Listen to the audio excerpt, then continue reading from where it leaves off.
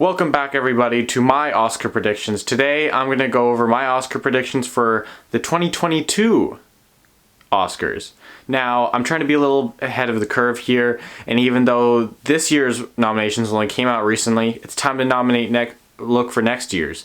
Of course, I will be focusing more on this year's winners. Of course, I'll be doing 2 predictions videos for that.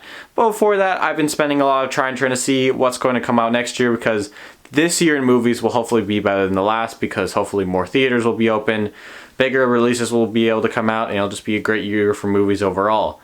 I want to start off by saying the movies that don't look like they're coming out this year, because they're still in like production to pre-production, but they could if they really get rushed. I will now put up my breakdown of all the nominations I think will happen, how much each movie will get, and then I'll get into each category, because this will be a really long video if I keep going like this. Best Picture. Now, of course, all these nominations are going to be really hard to predict right now, because I can only do it based on work from previous filmmakers who have gotten a lot of acclaim, or the stuff that's already been released early at things like Sundance and a couple other small releases that are getting a lot of acclaim. Let's start with my number 1, Tragedy of Macbeth. Why? Because Joel Cohen is going at it alone. Ethan is stuck to theater, and now he is going on alone for a more Oscar bait kind of film. It's a recreation of Tragedy of Macbeth. It'll be interesting to see what he does with it. It definitely, I don't think it'll be a normal kind of Shakespeare movie, if you will, because I think Coen brothers, specifically Joel, always knows how to bring something new to it. It'll feature Denzel Washington, Frances McDormand, Corey Hawkins, a bunch of other great actors, so I think this easily could be a winner. I'm putting it at my number 1 for now. I think it would be pretty likely to get nominated if it gets released. It's going to be in black and white. The Academy does love that for cinematography purposes. Yeah, should be an interesting movie to see what they do with it. Number 2, I have Nightmare Alley. Why? Because it's from previous Best Picture winner Guillermo del Toro and his movie Shape of Water. Coming hot off that, he's decided to make a remake of an older film, which is always something easy to nominate as a love letter to Hollywood, if you will. Talented all-star cast, talented people working with him. We got Cate Blanchett, Toni Collette, Rooney Mara, Richard Jenkins, Willem Dafoe, and the star, supposed to be Bradley Cooper. All very interesting, so I think that will be pretty locked if it comes out. My number 3. What is my number 3?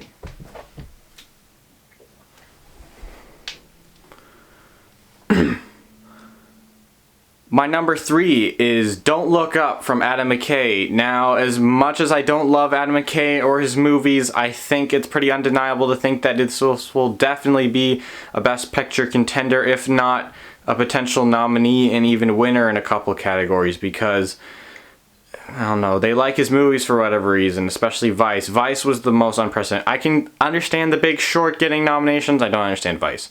I don't really like Vice.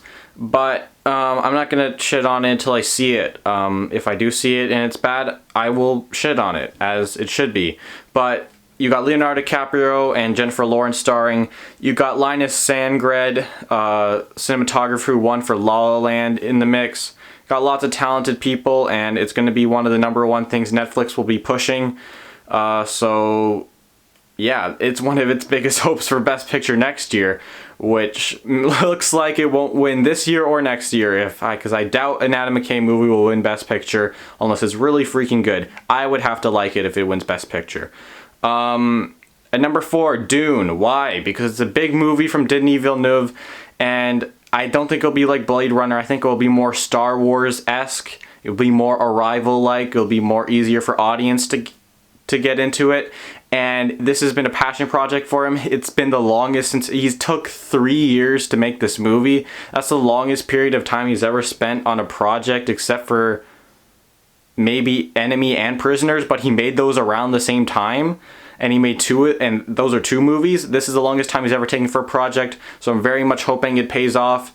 And it is technically a remake of an older movie that David Lynch tried to take off the book, an adaptation, and it didn't turn out too hot, so hopefully this one will definitely be good. I love Denis Villeneuve. I think he's the best Canadian director of all time. Fuck you, James Cameron. And for sure, I think he should be here. House of Gucci from Ridley Scott. Why? Because Ridley Scott has been pretty good at making best pictures when he goes to kind of the drama films, if you will. American Gangster didn't turn out too hot. All the Money in the World obviously had a lot of issues and wasn't the best movie. But I think something like House of Gucci could definitely be a lot better. First of all, it has Adam Driver and Lady Gaga in it.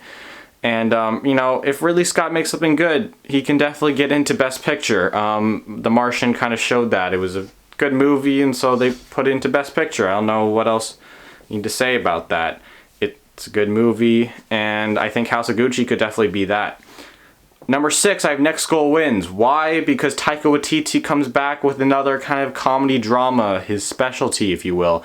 It will star Michael Fassbender, who is definitely looking for an Oscar, I'd say. And then Elizabeth Moss, who's looking for an Oscar nomination. I think she definitely would get one if this movie turns out as good as something like Jojo Rabbit, if it's successful as Jojo Rabbit. I think it has the potential to be even more so, because I think it can be a lot more universal and less controversial because of the subject matter, because it's just about a crazy coach trying to move a team to greatness. It's about a losing soccer team, the most losing soccer team in the world, becoming a winning team thanks to one crazy coach, which is kind of like a Whiplash sort of situation, but I think it's going to be more lighthearted because it's Taika Waititi movie.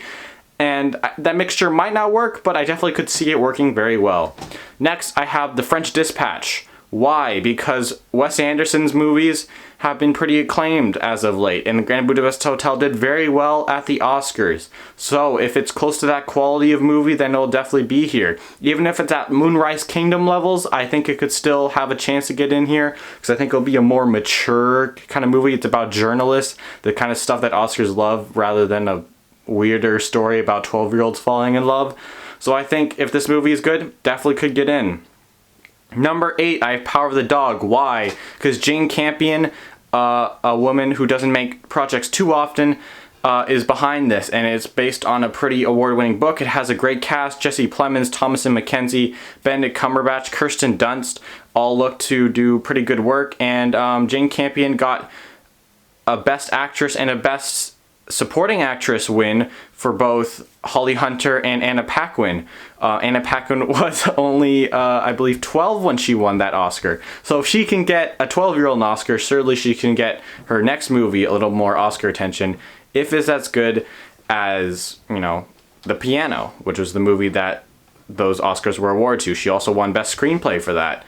So I could definitely see that happening. It will also be something that Netflix will be pushing pretty hard. I think it would be probably number 2 on the list besides Adam McKay's movie. Alright, moving on to number 9, I have West Side Story. Why? Because Steven Spielberg literally almost always gets in the Best Picture whenever he makes an Oscar film. The Post is a very apt example because it literally only got 2 nominations. One of them was Best Picture. The other one was a nomination for Meryl Streep, which is almost something that happens every year when she's in a movie that's more than, like, even slightly mainstream / good. So that will definitely happen. I don't see why it wouldn't happen. Number 10.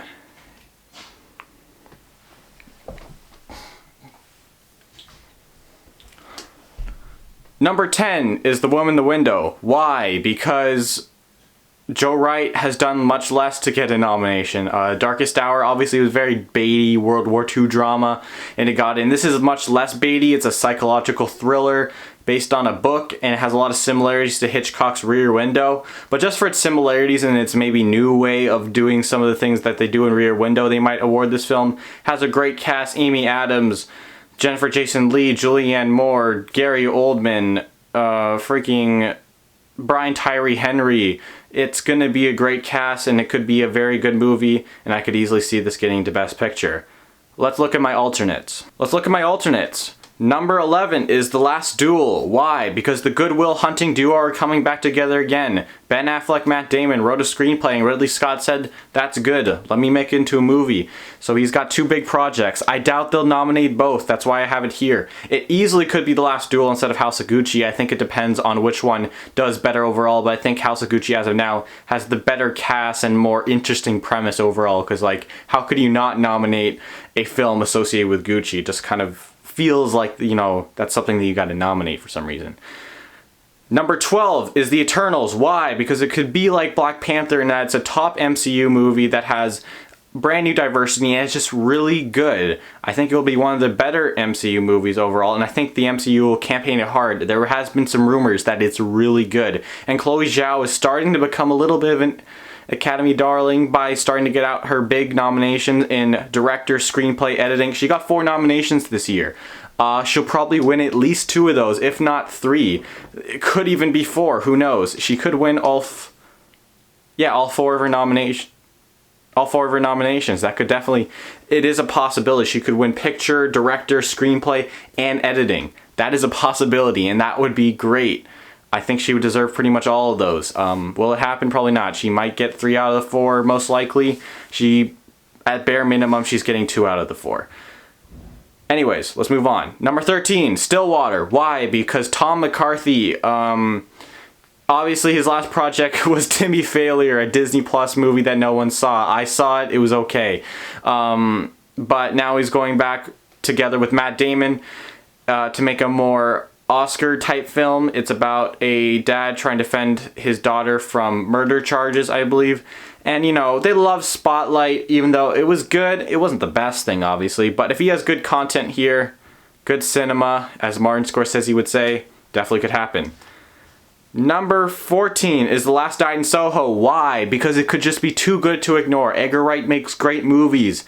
Now, he hasn't made anything truly great on an Academy kind of level. It's like, oh, the Academy's like, okay, we gotta notice that. But this could be the movie, potentially. Probably not. That's why it's so low. But if it's just such a well-done thriller with a little bit of relevant themes thrown in a little bit, probably not too much. It's an Edgar Wright movie. He doesn't take things too seriously. It could definitely be a contender. Number 15 is In the Heights. Why? Because I think it could be an important movie overall. It could be one of the audience favorites. It could have relevant themes about the American dream and immigrants, something that Minari does, but obviously this is going to be a lot less low-key about it. It's an In the Heights movie. It's a Lin-Manuel Miranda movie. It's about time they, you know, give one of his properties Oscar nominations, because they couldn't do that with Hamilton, even though they probably would have if it was eligible for Oscars. Next, we got Tick, Tick, Boom. Why? Because Lin-Manuel Miranda's directing it, and everyone loves Lin-Manuel Miranda. Everyone loves Lin-Manuel Miranda.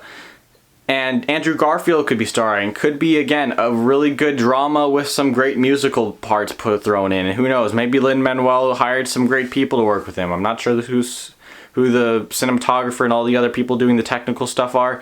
But who knows, maybe Netflix got him some good people. Again, this is another Netflix movie that might be somewhat high on the list of things to push for Oscars next year. Probably would be pretty high. Alright, that's Best Picture. That was long. Let's head over to Best Director. Alright, let's move on to Director right now. Number 1, Joel Coen.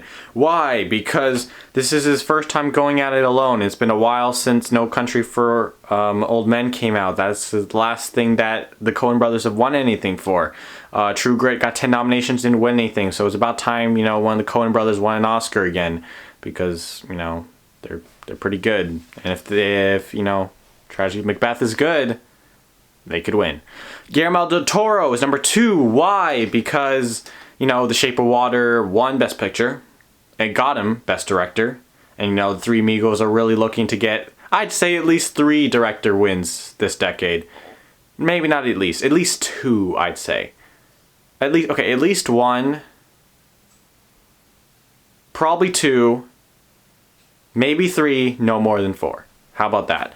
Number 3, Denis Villeneuve. Why? Because it's a big passion project for him. If it's like Arrival, it's an easy nomination because of how technically sound this movie is and how much technicals it will probably get nominated for. I got nominated for a lot. We'll talk about that later. Number 4, Wes Anderson. Why? Because Grand Budapest Hotel, if it's near that quality, I definitely could see it getting nominated. Every movie is his. You cannot deny he is an auteur, and the director's branch loves that. And so as long as they love Wes Anderson enough, he'll be nominated.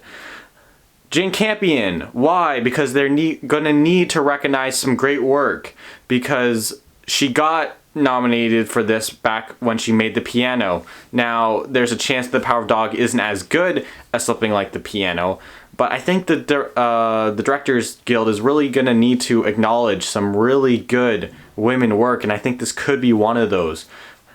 Next, let's move on to number 6. Adam McKay. Why? Because Adam McKay feels like he's starting to become his own director. He has his own voice and style. Do I like the style? No, but I cannot deny it is a style, and maybe the Academy and the director's branch likes that enough. I mean, he got nominated director for Vice. Like, what does that tell you? The director's branch kind of likes him. They think he's cool that he went from comedy movies. It's like it's a Todd Phillips story, except he's like the best version of Todd Phillips. But he didn't make Joker. Never mind, let's move on. Number 7, Chloe Zhao. Why? Because The Eternals could be really good. Now, Black Panther obviously didn't really get close to getting a director nomination for Ryan Coogler, but that's because the Academy sucks and they didn't nominate Ryan Coogler. Luckily, they did nominate him as producer for Judas and the Black Messiah this year. Very good. But they need to show some appreciation for Chloe Zhao maybe again, because The Eternals could be very, very good. Could be a really good movie, and you know, with Chloe Zhao behind the camera, you could not deny it's because of her. It wasn't because it was a Marvel movie, because a lot of Marvel movies are mostly ignored by the Academies, even the really good ones. I'm mostly looking at the Russo brothers, who barely get any acknowledgement for their work until they make Cherry, and then everyone shits on them. But, you know, people acknowledge the Russo brothers are behind Avengers. Maybe just a little more they need to be. Number 8, Taika Waititi. Why? Because he's about to lead a pretty good cast. Michael Fassbender and Elizabeth Moss will be the stars. He's about to make a pretty good movie, I think. He's making a documentary adaptation. Very interesting thing to go at. He hasn't gotten director nomination yet. And with his acclaim with Jojo Rabbit and other projects, he's clearly a guy I think the Directors Guild is going to have to nominate eventually. This could be the one. Number 9, Steven Spielberg. Why? Because he's Steven Spielberg. Need I say more? He's remaking something that won 10 freaking Oscars.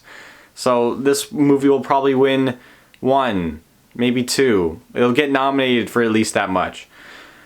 Let's move on to number 10, which is Joe Wright. Why? Because they like Joe Wright, and he could get nominated for this. He got nominated for Atonement way back when. Obviously, he didn't get nominated for The Darkest Hour, but you know, he could be creating a really good film in The Woman in the Window. Could be bad, could be really good. So I'm hoping for really good, because you know, we just need more really good movies in the world rather than bad ones. Number 11, Edgar Wright. Why? Because the movie could be very good. It could be so good that they're like, oh, it could be like Parasite levels of good.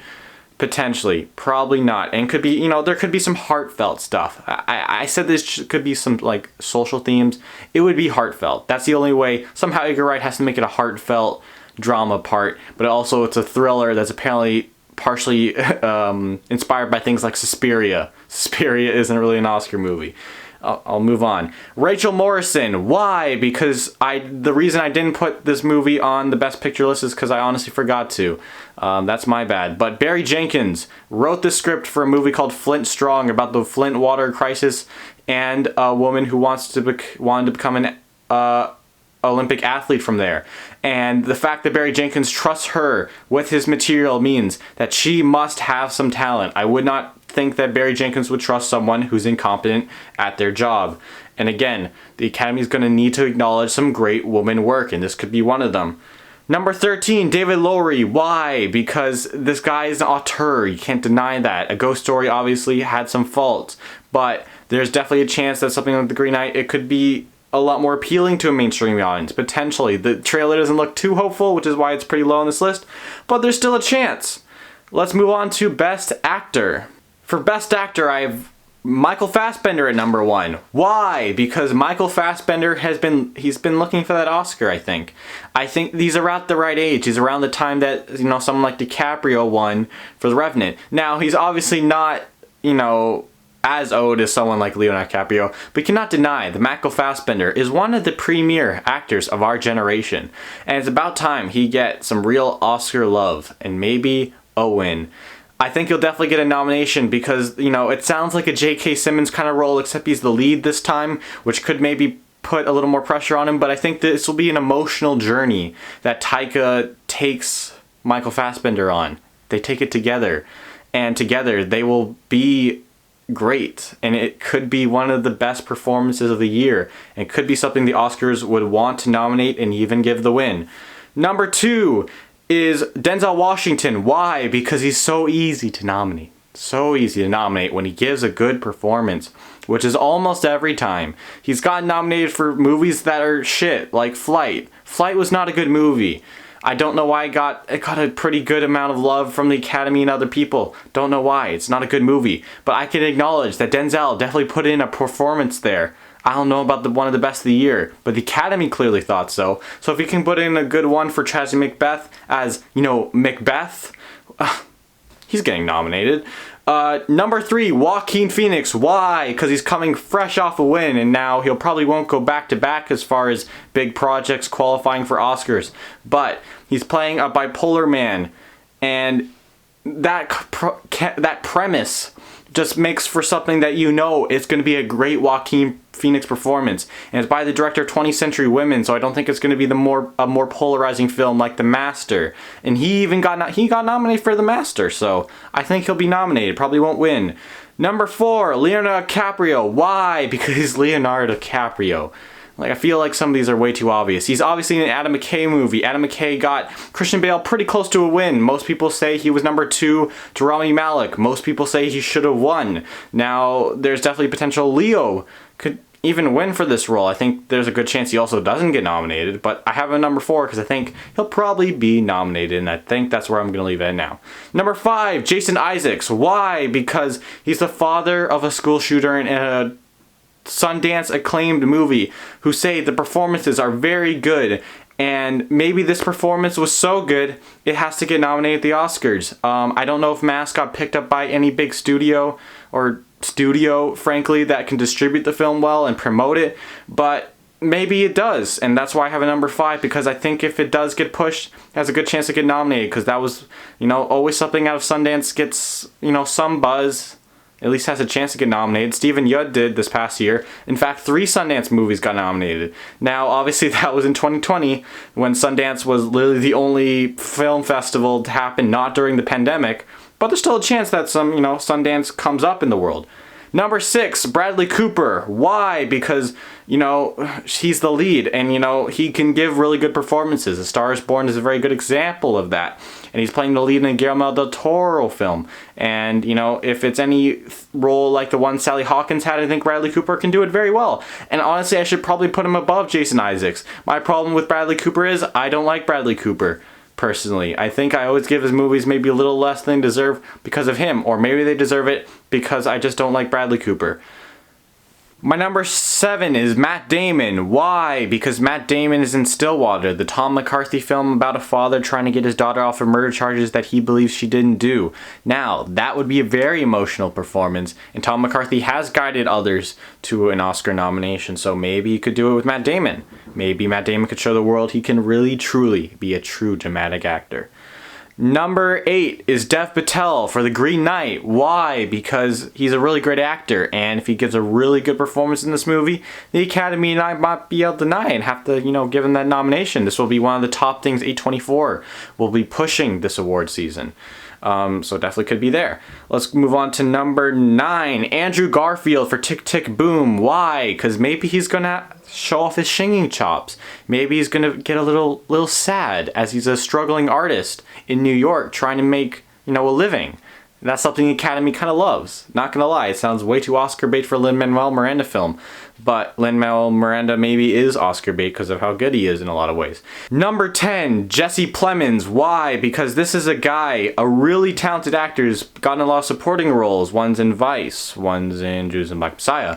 But he has been cast as the lead in a Martin Scorsese movie. That shows this guy is talented and is ready to become a lead.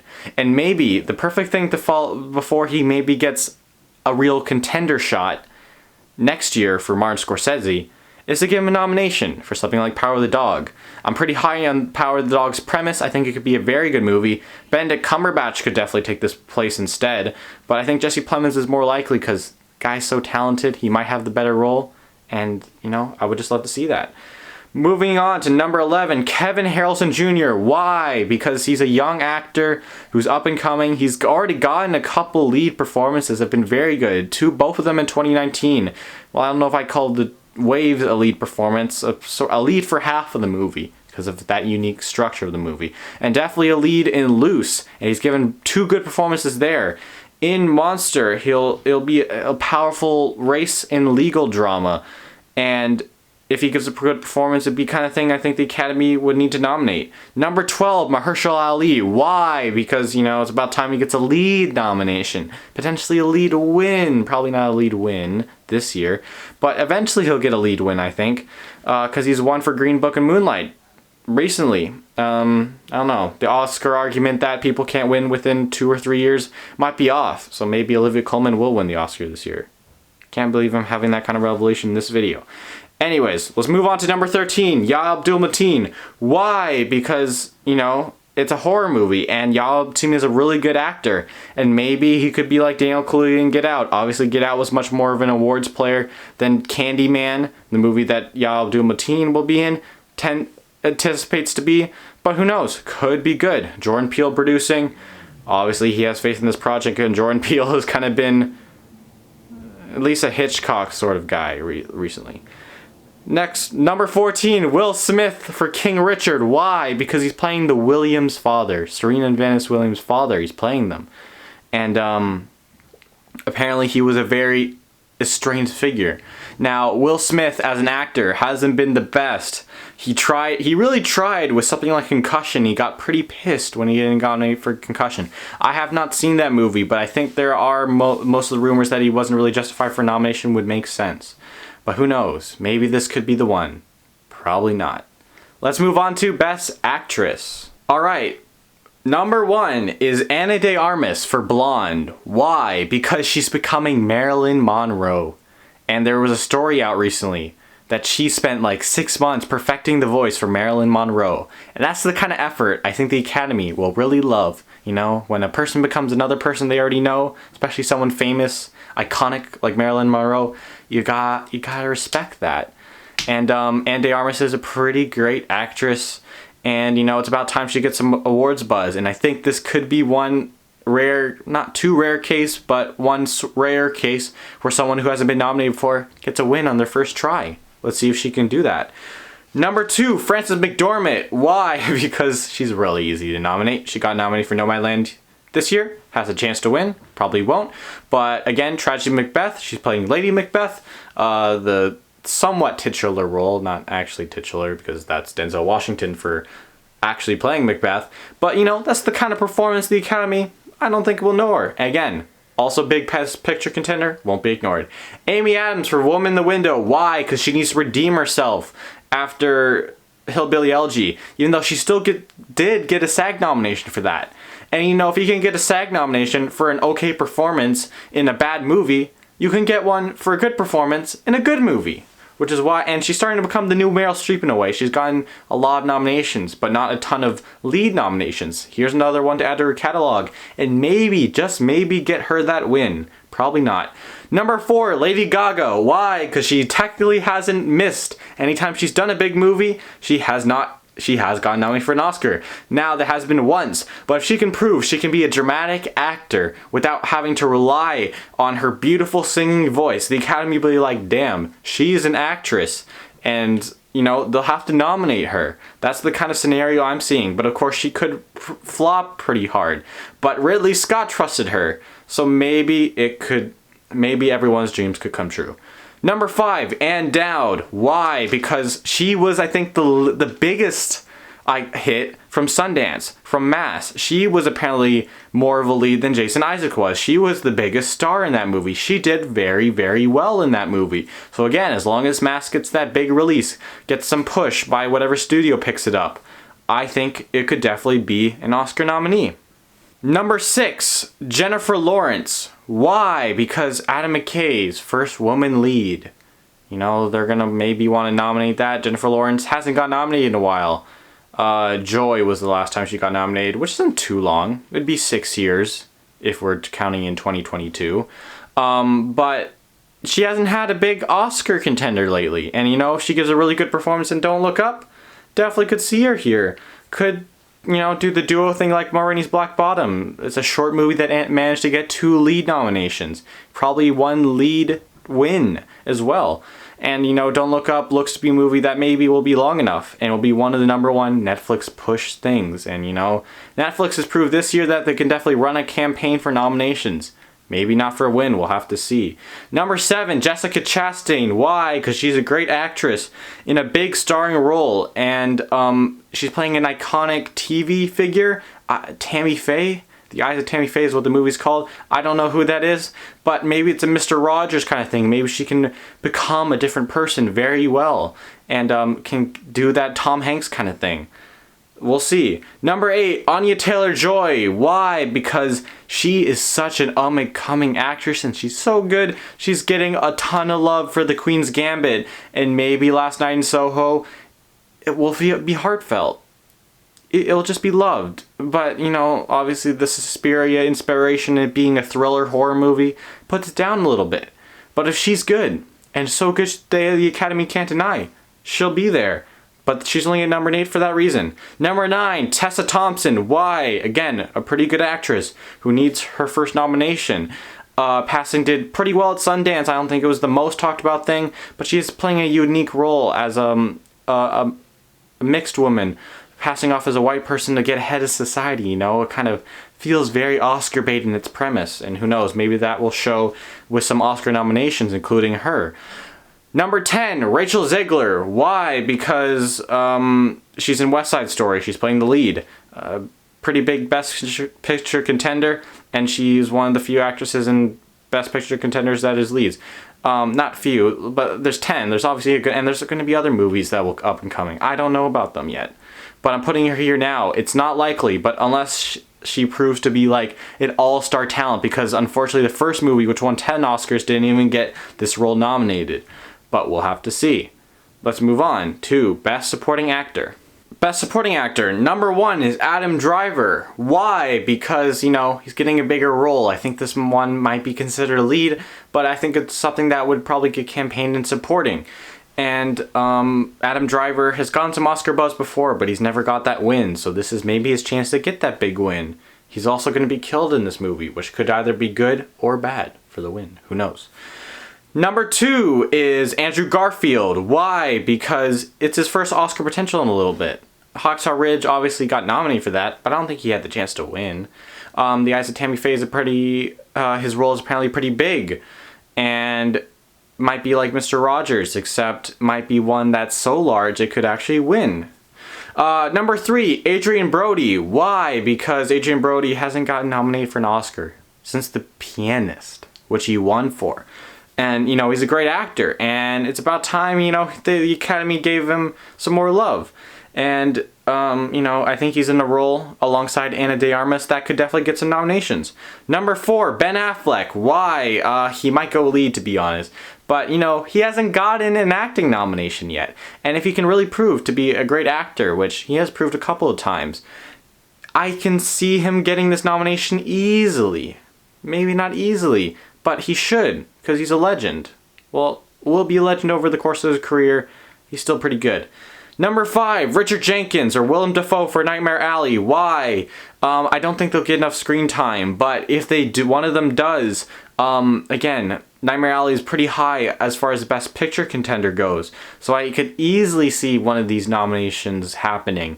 But I have them number 5 because I don't know if either of them will get enough screen time. All these are very iffy, but there's some more certain ones as far as roles go, but I'm not as sure they're going to be good based on the actors. Number 6 is Gary Oldman for The Woman in the Window. Why? Because I think he'll probably be nominated for every good performance he gives until it's the time for him to get another win beside Darkest Hour. And I don't know if it would be this role. The Woman in the Window might not have enough screen time, might not be as important, might not be the best Oscar movie, if you will. But, you know, if this is good performance, Oscar enough movie, he gets in. Number 7, Jared Leto for House of Gucci. Why? Because they kind of like Jared Leto. The Screen Actors Guild clearly does. They gave him a nomination for The Little Things, and Warner Brothers, I guess, did a good job of pushing it, but, you know, He also won for Dallas Buyers Club, a win that most people consider kind of ridiculous. And while the competition wasn't the best that year, it wasn't like he was the worst in that category. He definitely wasn't the best. It's like, the Academy kind of likes him.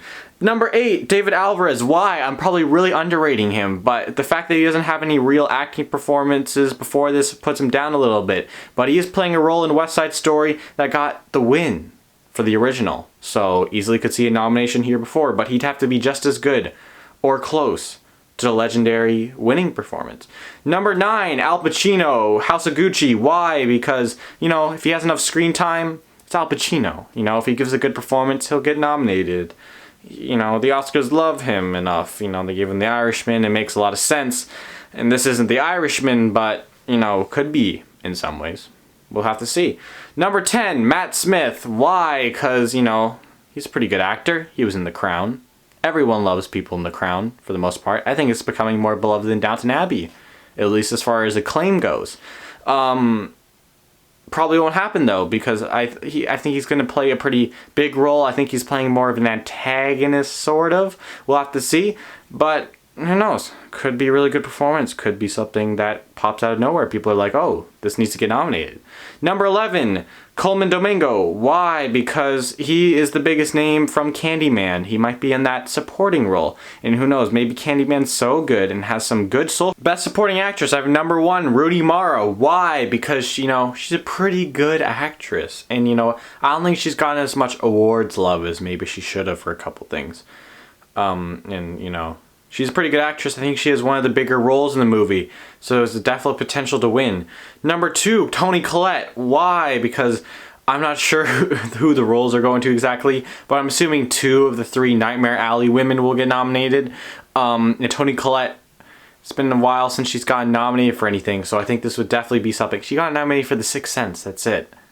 I thought she would have gotten nominated for something like Little Miss Sunshine, but I know The Sixth Sense. So, this would be a good comeback.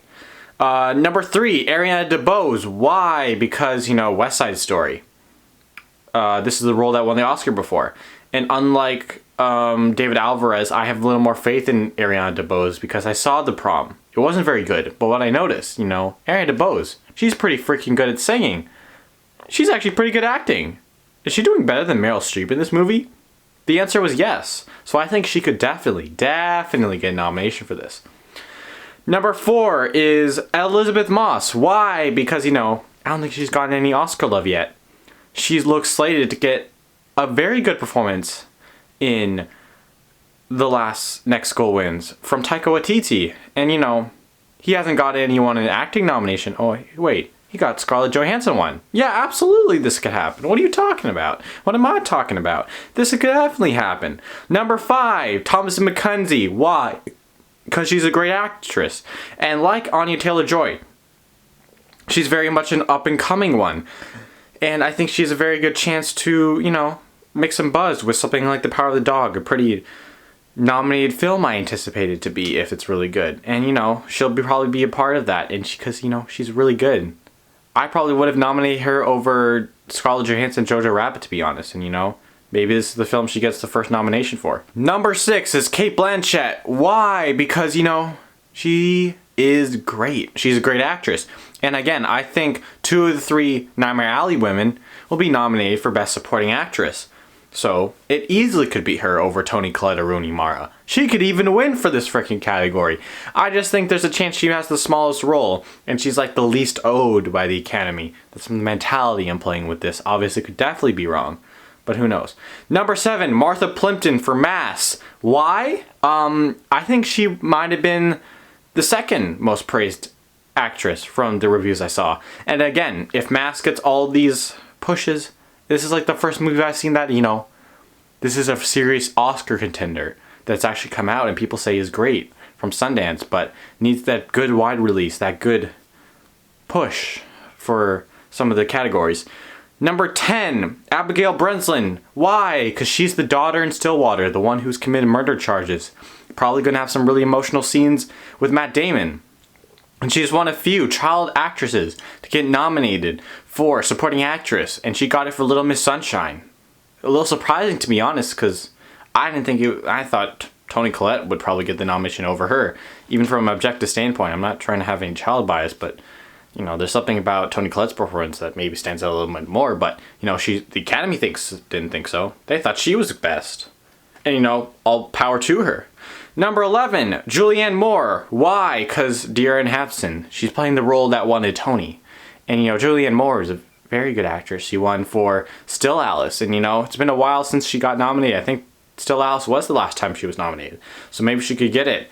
Number 12, Thomasin McKenzie. Why? Because, you know, Thomasin McKenzie, again, for Last Night in Soho. Maybe she could get up here. Obviously, she could only get nominated for one of these. And if they're both great, maybe she's going to snub herself, because maybe she would deserve 2 nominations, because she would be great in both films. Probably would only be 1. That's why I think Power of the Dog is more of an awards contender. But if her performance is that good in Last Night in Soho, and that movie blows everyone away, I could definitely see this happening. Number 13, Julianne Moore. Why? Because she might have the biggest role in The Woman in the Window as far as a supporting actress goes. And you know, she's a good actress. Hasn't been nominated in a while, as I mentioned before. Could happen. Number 15, Jennifer Jason Leigh. Why? Because she's playing a weird role. It's revealed in the trailer that she's playing the replaced Julianne Moore. So she's probably going to act like Julianne Moore and be a little bit weird. It's a weird performance, you know. She's gotten nominated for things that are a little bit weird before. Could happen now. Let's move on to Best Original Screenplay. Number 1 is The French Dispatch. Why? Because, you know, Wes Anderson needs an Oscar eventually. Could it be this? I think it could be. Probably not. Unlikely. Overall, but I don't see anyone else right now who is more owed than him personally. Could it be number 2? Adam McKay. Don't Look Up. But he won for his first frickin' drama script. If you would argue Big Short is a drama. So I don't think he's really owed. Could be a really good screenplay. Maybe one so good, or in the Academy's opinion at least, maybe good in everyone else's opinion, really good in the Academy's opinion, they cannot deny it, but feels like an easy nomination. He's gotten nominated for all his drama films so far. Kind of hard to doubt. Number 3, The Last Duel. Why? Because honestly, this is a little bit of a weaker category than adapted. A lot less original content seems to be coming out. A lot less original scripts. But Matt Damon and Ben Affleck made a script, and the last time they did that, they won for Good Will Hunting. So if this script is anywhere close to the quality of Good Will Hunting, could easily see a nomination. Number 4, Mass. Why? Because I've said, has a very good chance at acting, but in a weaker category, I think, since the second best part of the movie overall is the screenplay, could easily be nominated here too. Again, Mass would need a lot of awards push, but it's like the first one to come out that people say would be in that legit awards contender, based on people actually seeing it. So who knows? Number 5 is Last Night in Soho. Why? Because Edgar Wright kind of needs a screenplay nomination. The guy's hilarious. And maybe his latest movies haven't been too hilarious, like Baby Driver, but they have creative concepts, and maybe this movie will rely more on its creative concepts for a script. But again, Edgar Wright is much more of a visual director, so who knows? But this movie could be so good, they can't ignore it.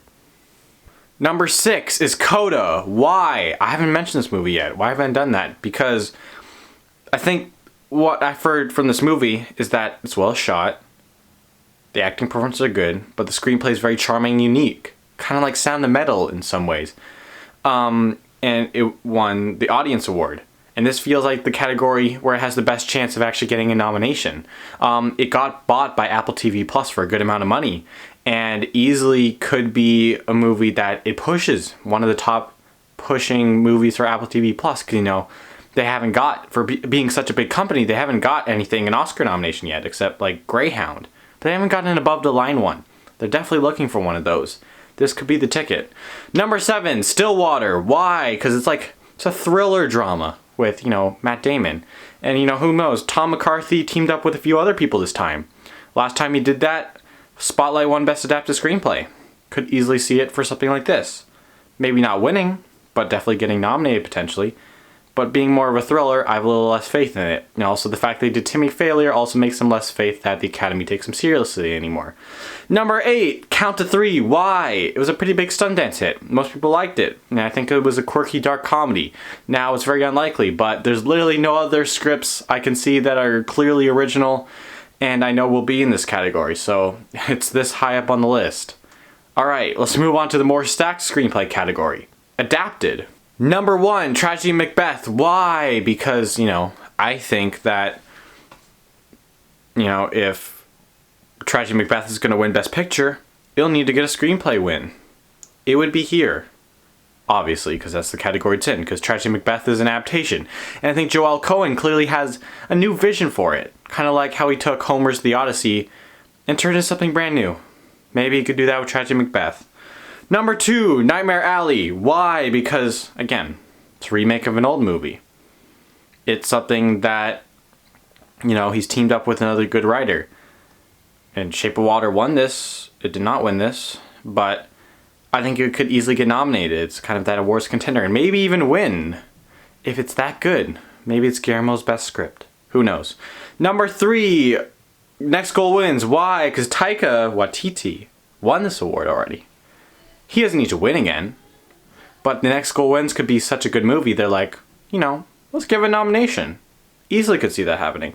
Number 4, House of Gucci. Why? Because Ridley Scott is back in the game. And, he's pretty good at picking scripts. Obviously, alien stuff, he's like, yeah. But when it comes to things like Gladiator and The Martian, pretty good scripts. How could you not? It's Gucci. Number 5, The Power of the Dog. Why? Because Jane Campion won this award for The Piano. Again, she's done a few other things that haven't been as popular or as good as The Piano before that. Which is why I'm probably relying too much on the fact that she did so well at The Piano. But if this is The Piano, and this is a top Netflix pusher, being pushed by Netflix, this could easily be there. Number 6, The Woman in the Window. Why? Because Tracy Letts, he's in Lady Bird. Great actor. He's trying to become a screenwriter more. He wrote this script. And maybe he created a new version of Rear Window that has a lot of smart stuff doing to it. Number 7 is Flint Strong. Why? It's Barry Jenkins, man. He won this award already. He got nominated for If Beale Street Could Talk despite that not getting a Best Picture nomination. I could see a similar situation here. And, he's a really good writer. Easily could see that happening. Number 8, The Eternals. Why? Because Chloe Zhao is behind this script again. And she's probably about to win for Nomadland. Very likely, I think. So, why not nominate for a great screenplay for The Eternals? But again, I could easily see people saying, oh, it's a Marvel script. It was not nominated for a screenplay award like they did with Black Panther. But who knows? Maybe there's some parts of the screenplay that are like, oh, this is a screenplay, not just a Marvel movie. Number 8 is, it's Eternals. Number 9 is West Side Story. Why? Because West Side Story. It won this award. Actually, no, it didn't win this award. It got nominated for it. It's one of the awards that didn't win. But it did get nominated for it. Which is why I see it less likely to get nominated. That's why it's a number 9, but it could still be in the mix. Number 10, In the Heights. Why? Because, there could be some smart stuff added to it. It could have some great themes of the American dream, of immigration, of being an immigrant. It could be very heartfelt, very loved. Tick, Tick, Boom. Why? Because, Lin-Manuel Miranda, he's behind it. It's a good musical. He'd have to enhance it somehow, but I wouldn't be surprised if he could. So I'm very excited to see it. Alright, let's move on to the last 2 categories, score and animated feature. Number 1 is Dune. Why? Because Hans Zimmer, Hans Zimmer. He's only gotten 1 win for The Lion King. A legend like him only has 1 Oscar, while John Williams has like 7. Gotta get him a little closer. And Dune's the perfect thing. He decided not to do a Christopher Nolan movie like he usually does, and did this one. So, and from the score, the remix he did of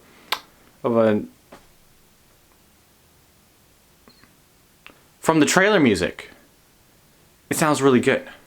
Number 2, Alexander Desplat for Nightmare Alley. Why? Because he won this award recently for Shape of Water with the same director. So why wouldn't he get nominated? He got sort of snubbed this year. He was kind of expected to get nominated. Did not. So, the Academy still loves him. I don't doubt that. So I think he'll still get in for this. Not this year, obviously. Number 3, Alexander Desplat again for the French Dispatch. Why? Because he won this award with the same director, Wes Anderson, for Grand Budapest Hotel. He's teaming up with the directors this year, who he won Best Score with. I don't think he'll win for either one, but he could easily get the double nomination, like Trent Reznor and Atticus Ross got this year.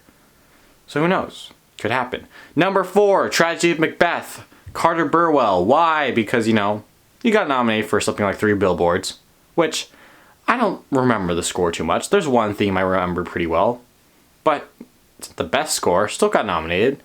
Could be a better score. Could easily be nominated. Number 5, Danny Elfman, The Woman in the Window. Why? Because he has a good amount of nominations. Danny Elfman's a pretty respected composer overall. And he knows the Woman in the Window's music could definitely support its thriller, its tension elements. Number 6 is Raman Dawji for The Eternals. I probably butchered that name really bad. Why? Because, it's The Eternals. Last time a Marvel movie was a big contender for Best Picture, it got Best Score for Ludwig Göransson. Now I think it could do the same for this guy. He's done music for Game of Thrones and Iron Man. Game of Thrones, I think he might have won an Emmy for that. So, definitely could be a guy who's in the mix. Number 7, Luca. Why? Because Pixar movies often get nominations for this award. It got it this year for Soul. It'll probably win for Soul. Now, we don't have a confirmed composer on this movie. It could be Michael Giacchino. In that case, that's pretty good. It might not be. We'll have to see. Now, number 8, The Last Duel. Why? Because, or Gucci. Because I don't know who's the composer on it. Ridley Scott is very inconsistent with his composers overall. But whoever does it could easily see that happening because they're both Best Picture contenders and Ridley Scott should be picking a good composer. Number 10, Nicholas Britell for Don't Look Up. Why? Because I think he's composing this. I'm not confirmed that, but he did work with Adam McKay on his previous 2 movies. And he did work with him on Succession, which he directed the first episode of. So I wouldn't be surprised if he's working with him again. Now, I hate that my favorite composer, yeah, I'm going to say that, is working with Adam McKay, because I don't like him. But if he gives a really good score, he could easily be nominated. The reason I have him this low is he didn't get nominated for either of his other efforts in Vice or The Big Short. And I don't have a ton of reason to think this would be different. But I could easily see this be more likely than the other 2 if the scores for stuff like Luca and The Eternals and House of Gucci and Last Duel aren't that notable. Easily spike his way to number 5. But I don't think right now, as of now, that will happen. Let's move on to Best Animated Feature. Best Animated Feature, I have Luca at number 1. Why? Because Raya and the Last Dragon, while it felt good, I don't know if it has enough acclaim to get number 1. I don't know if it has enough to get Best Picture. Now, it has around the same letterbox score as previous winners from Disney, including Big Hero 6 and Zootopia. However, I think Luca has a better chance overall because Pixar literally never loses for original films except for like The Good Dinosaur and I think one other one. But I really couldn't see this happening. If Luca's really good, it'll be here for sure, and it could easily win. Number 2 is Raya and the Last Dragon. Why? Because it's already gotten good critical reception. It already feels like a mediocre Disney classic. Not The Lion King, but like The Little Mermaid tier of movie. It was really good. I enjoyed it. Wasn't the best. Probably 7 out of 10. I gave it 8 because I really like the Chinese elements represented in Awkwafina. Some people don't like Awkwafina. I'm looking at James Shafrillis. Number 4, Where is Anne Frank? Why? Because, this was anticipated to be something that competed this year. I think I might have had it on my list back in November. But it got canceled. It got moved over because of the pandemic. But it's covering a very heartfelt story that's going to hit people right in the heart. Number 5, Space Jam: The New Legacy. Why? Because I literally don't know any other indie animation films that come out. There'll probably be something like Wolfwalkers coming out, or something from an even smaller studio. But as of now, if this movie is good, because Ryan Coogler, he produced and wrote this, and if it counts as an animation movie, this would be a great ode to the other one, the original Space Jam, which might have gotten nomination if the award existed back then. So maybe this one could. We'll have to see. Don't know if it technically qualifies as being completely animated. I don't think any live action crossover with animation has been nominated before, but it could happen. Number 6 is Boss Baby 2. Why? Because the previous one got nominated. That's literally the only reason. I couldn't really see any other reason this needs to be nominated. Number 7, Flea. Why? Because, you know, it's a unique one. It's a documentary animation movie. And while I haven't nominated one of those, maybe it's about time they do that. And who knows, it could be really good. Number 8, Minions 2. Why? Because it has the smallest chance of being, you know, a good Illumination movie. Doesn't mean good overall. It'd probably be decent at that point. And it's a very small chance of being that. But if it is that, it has a chance to get nominated. Alright, thank you so much for watching this video if you made it to this point, because this has been a really screwy video. I put a lot of effort into research and trying to come up with all these nominations.